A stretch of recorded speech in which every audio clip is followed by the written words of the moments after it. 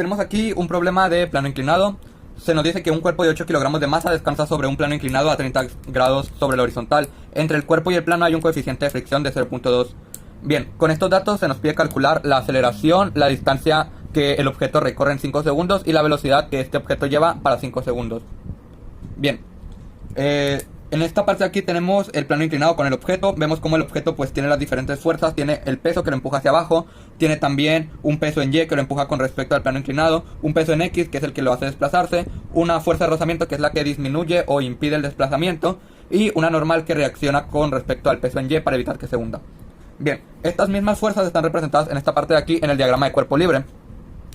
Para interpretar o resolver o calcular las fuerzas que se encuentran en el diagrama de cuerpo libre, primeramente necesitamos calcular cuál es este ángulo de aquí. ¿Y cómo lo haremos? Bien, sabemos que el plano inclinado se encuentra a 30 grados con respecto al horizontal. Este ángulo de aquí forzosamente sabemos que es de 90 grados ya que es un ángulo recto. Entonces, si tenemos 90 grados aquí y 30 grados aquí, tendríamos 120 grados. Sabemos que internamente un triángulo siempre tiene 180 grados. Entonces, si ya llevamos 120, este ángulo de aquí deberá ser de 60 grados. Por ende, este mismo ángulo es el que se aplica en los pesos en X y en Y, un ángulo de 60 grados. Bien, ya tenemos ese ángulo, ya podemos proceder a sacar todas las fuerzas que tiene el objeto en cuestión. Empezamos por el peso. Sabemos que el peso es igual a la masa por la gravedad. Sabemos que la masa que tiene el objeto es de 8 kilogramos multiplicado por la constante de gravedad de 9.8. Multiplicar 8 por 9.8 nos da un total de 78.4. Eso significa que el objeto tiene un peso de 78.4 newtons. Para calcular en peso en X, sabemos que las fuerzas en X se calculan utilizando la función coseno. Entonces el peso en X va a ser igual al peso por la función coseno del ángulo de 60 grados. Sabemos entonces que el peso en X es igual al peso de 78.4 por el coseno de 60 grados. Realizando eso en la calculadora nos queda 78.4 por coseno de 60. Nos quedan 39.2 newtons. Es decir, que el peso en X es de 39.2 newtons.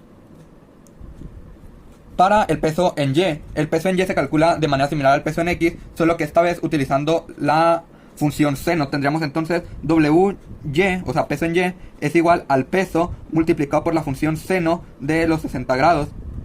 Entonces, si el peso es de 78.4, entonces el peso en Y será 78.4 por el seno de 60 grados. Realizando esto en la calculadora nos queda 78.4 seno de 60.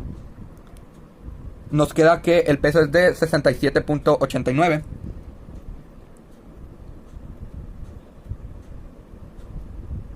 Entonces la normal siempre va a tener el mismo valor que el peso al que se le está aplicando. Entonces la normal va a reaccionar con una misma magnitud, en este caso también de 67.89 newtons. En el caso de la fuerza de rozamiento, sabemos que la fuerza de rozamiento es el resultado de multiplicar el coeficiente de fricción por la fuerza normal. Sabemos entonces que el coeficiente de fricción es de 0.2 por la normal de 67.89.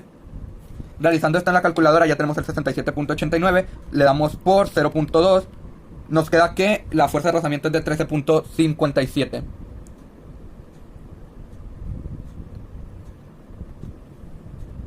Bien, ya tenemos todas las fuerzas, ya podemos calcular la aceleración, la distancia y la velocidad. Empezamos por la aceleración. Sabemos que la fórmula de la segunda ley de Newton nos dice que fuerza es igual a masa por aceleración. En este caso la sumatoria en fuerzas en X, ya que son las que se están moviendo, las fuerzas que están en X, nos dice que la sumatoria de las fuerzas en X es igual a la masa por la aceleración. Tenemos dos fuerzas en X. Tenemos WX, que es la que hace que se mueva, y FR, que es fuerza de rozamiento que impide o que actúa en caso contrario. En este caso tendríamos WX menos la fuerza de rozamiento, ya que la fuerza de rozamiento actúa en sentido contrario, es igual a la masa por la aceleración. Pasamos la masa del otro lado dividiendo y nos queda que la aceleración es entonces la WX, el peso en X, menos la fuerza de rozamiento sobre la masa. Calculando esto nos queda entonces que la aceleración es igual a el peso en X, que es de 39.2 newtons, menos la fuerza de rozamiento de 13.57 newtons, sobre la masa de 8 kilogramos. Realizando esto en la calculadora nos queda 39.2 menos 13.57 sobre 8. Esto nos da un total de 3.20. Eso quiere decir que la aceleración es de 3.20 metros sobre segundo al cuadrado. Bien, ya tenemos la aceleración, ya podemos calcular la distancia. La distancia se calcula utilizando la fórmula de la posición final. Tenemos que posición final es igual a posición inicial más velocidad inicial por el tiempo más un medio de la aceleración por el tiempo al cuadrado.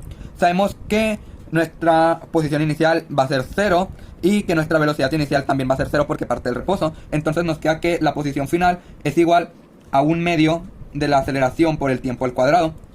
Tenemos la aceleración.